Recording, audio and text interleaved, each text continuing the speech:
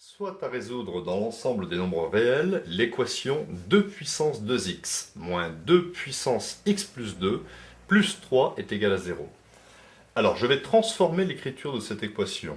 2 puissance 2x, c'est aussi égal à 2 puissance x au carré, parce que x fois 2 me donne 2x, moins 2 puissance x multiplié par 2 puissance 2, parce qu'ici x plus 2, je le retrouve ici, plus 3 est égal à 0.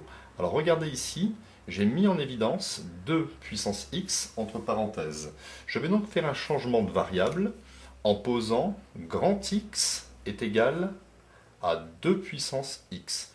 Donc, avec ce changement de variable, cette équation se transforme en grand X au carré moins 2 au carré, ça fait 4 fois grand X plus 3 est égal à 0. Je vais résoudre cette équation. Donc, le discriminant ici, petit a est égal à 1, petit b est égal à moins 4, petit c est égal à 3. Je peux donc calculer le delta, qui est égal à b carré moins 4ac. Delta est égal à b carré, j'obtiens 16, moins 4 fois 1 multiplié par 3, donc delta est égal à 16, moins 4 fois 3, ça fait 12, donc delta est égal à 16 moins 12, ça fait 4. Donc cette équation admet ici deux solutions. Grand X1 est égal à moins b plus racine de delta sur 2a, c'est-à-dire grand X1 est égal, l'opposé de b, j'obtiens 4, plus la racine de 4, ça fait 2, divisé par 2a, donc 2. J'obtiens donc ici 4 plus 2, 6, 6 sur 2, ça fait 3.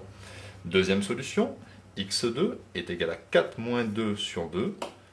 Je ne vais pas réécrire l'ensemble de la solution avec le moins, j'écris directement 4 moins 2 sur 2. 4 moins 2, 2, 2 sur 2, ça fait 1.